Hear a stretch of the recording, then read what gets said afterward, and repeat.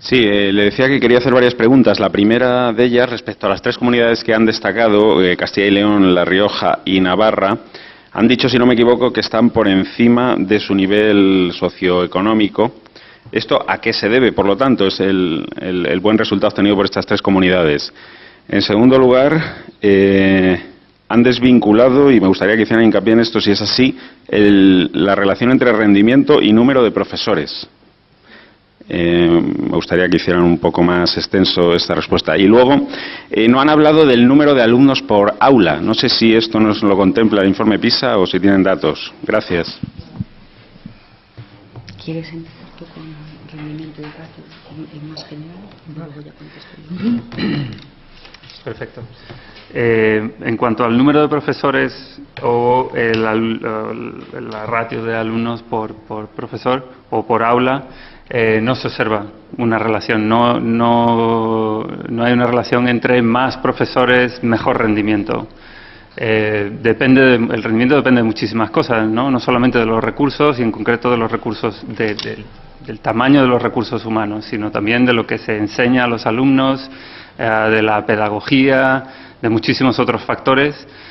Y por lo tanto se pueden conseguir buenos resultados con, por ejemplo, mayores números de alumnos por aulas. Hay países como, por ejemplo, los países asiáticos, donde tienen un número mucho más elevado que lo que podamos observar en Europa. Lo difícil en estos casos no es siempre elegir si quieres una clase más pequeña o un profesorado mejor formado, por ejemplo, ¿no? Sino que si tienes que decir dónde pones tus recursos extras, los países con mejores resultados suelen ponerlos en mejorar la calidad del profesorado, no en reducir los tamaños de las clases.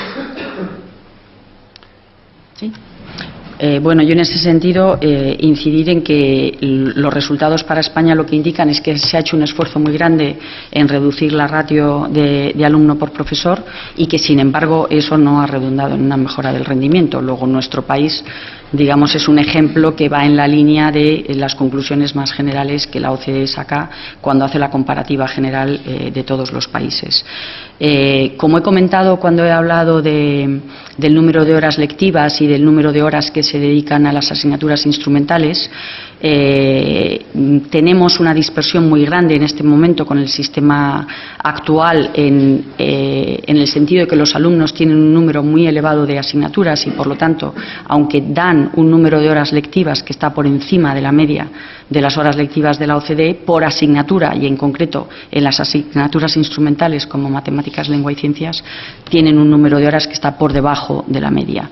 Es en parte debido a esta dispersión que el número de alumnos por profesor es bastante bajo y esta racionalización del número de asignaturas es una de las medidas que se proponen en la LOMCE.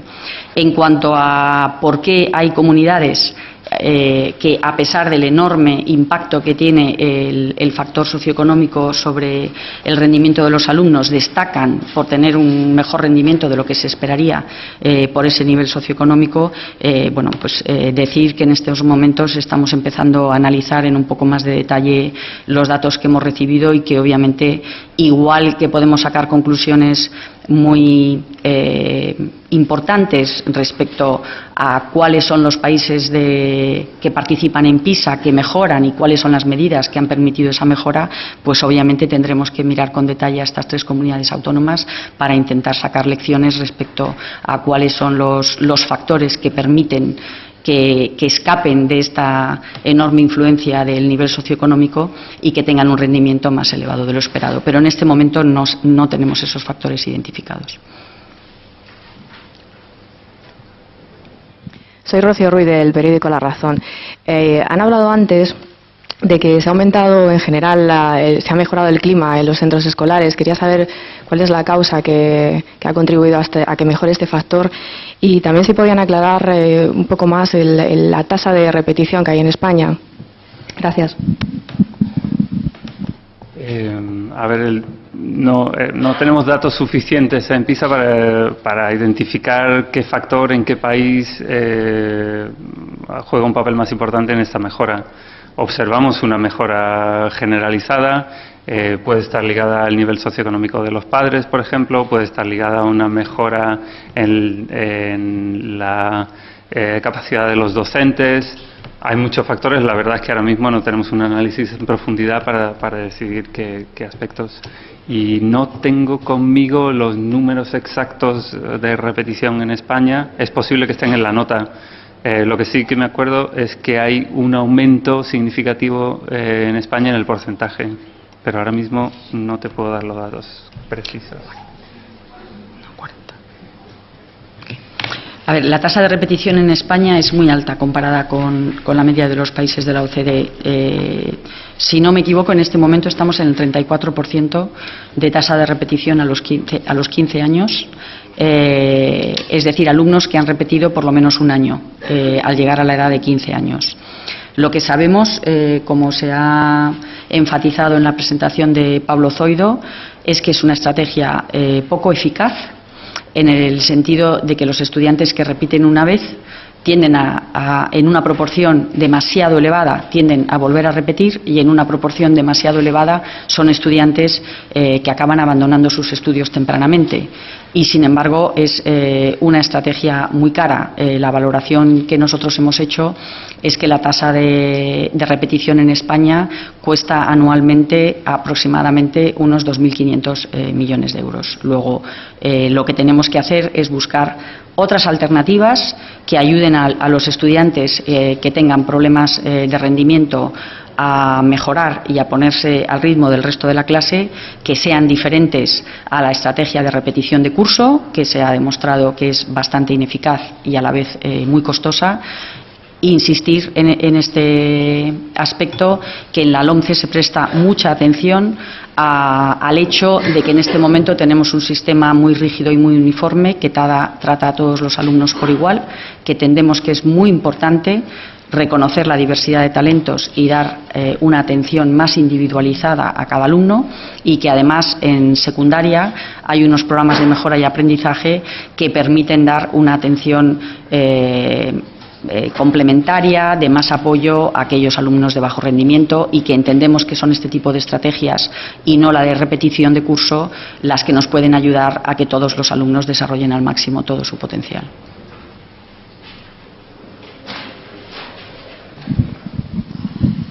Hola, Saray Marqués, del periódico Escuela. Quería preguntarle si en los países que han mejorado tanto en calidad como en equidad, además se han emprendido reformas educativas, caso creo que ha puesto de Alemania o Turquía.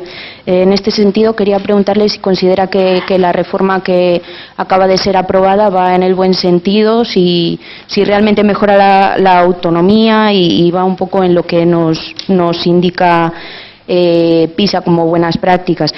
También quería preguntarle, tenemos 2012 como año en el que se realizó este estudio. España aumentó la inversión, no mejoraron los resultados. En el próximo PISA, en 2015, se habrá reducido la inversión. Se esperan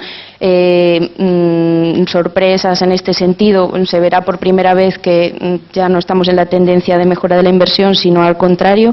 Y ya por último, con respecto a los docentes, se ha hablado de que hay que mejorar, en qué invertir. Si una buena forma de invertir sería mejorar el salario de los docentes en función de sus resultados. Ahora que está en marcha el estatuto docente, si esto sería una buena forma de invertir, recompensar un poco a los buenos profesores. Gracias. En el caso de Alemania, Alemania utilizó los datos del PISA 2000 para introducir muchísimas reformas. Es difícil identificar exactamente cuáles de ellas. En la publicación tenemos toda una descripción de las diferentes políticas que han ido implementando. En general, estas políticas han tenido como objetivo dar más apoyo a los alumnos de entornos más desfavorecidos. También flexibilizar mucho más el sistema de educación en Alemania, que era muy rígido y en el cual los estudiantes más desfavorecidos acababan siendo abandonados por el sistema, ¿no? Entonces hay muchas cosas. Han atacado el problema de la repetición, han flexibilizado la edad de entrada por primera vez en los colegios. En fin, hay toda una serie de reformas y pueden encontrar más información sobre esto en el informe. En cuanto al nivel del gasto, ya hemos dicho, aumentar el gasto o gastar más, invertir más en educación a partir de un cierto nivel no asegura mejores resultados. Por lo tanto, hay muchos otros factores que hay que tener en cuenta y en este sentido España tiene que seguir reformando y tiene que seguir aplicando reformas que estén orientadas a mejorar la educación. Si quiere alcanzar el gran potencial de mejora que tiene, pues está muy lejos de los sistemas que obtienen mejores resultados en la prueba PISA. Todos los sistemas que consiguen estar en lo alto de la tabla han llegado allí después de décadas de implementar políticas coherentes, políticas sistemáticas, en muchos casos de apoyar y generar una profesión docente con una mayor calidad. Y en ese sentido, termino con tu pregunta sobre el salario de los docentes. Es un factor, no es un factor determinante. En España ya observamos que el salario medio, cuando lo comparamos con el PIB per cápita, es relativamente alto. Hay que conseguir involucrar mucho más a los docentes en la mejora, tienen que jugar un papel fundamental. Hay que facilitar la colaboración entre los propios docentes para que ellos sean los que conduzcan de alguna manera esta mejora. Y hay que facilitar también la cooperación entre diferentes centros. Sí, perdona, a mí me gustaría añadir a la pregunta. Hemos visto que hay muchos países que han mejorado tanto en rendimiento como en equidad. Por lo tanto, la dicotomía que muchas veces se establece entre estas dos variables no es cierta, se pueden mejorar ambas simultáneamente y eso es lo que han hecho los países que han implementado las reformas más exitosas. Insistir en que muchos países que estaban en una situación parecida a la nuestra desde el punto de vista de rendimiento en ediciones anteriores de PISA, como desde el punto de vista histórico, cultural, geográfico, como Polonia y Portugal, han mejorado mucho a través de reformas educativas sin incrementar los niveles de inversión, puesto que, como se ha dicho, ya están por encima del umbral, como lo está España, donde el nivel de inversión deja de tener un efecto sobre el rendimiento, y decir que una y otra vez los resultados de PISA nos indican que los países que mejoran tanto en rendimiento de los alumnos como en equidad comparten toda una serie de factores que son todavía deficiencias de nuestro sistema educativo y que son los pilares fundamentales de la LOMCE. Y yo aquí destacaría el pasar de un sistema rígido donde se entiende que la equidad consiste en tratar a todos los alumnos por igual a un sistema mucho más flexible donde se entiende que la equidad es conseguir que cada alumno llegue a desarrollar su máximo potencial independientemente del entorno socioeconómico de donde provenga, que es muy difícil, muy diferente a entender la equidad como igualdad en los resultados.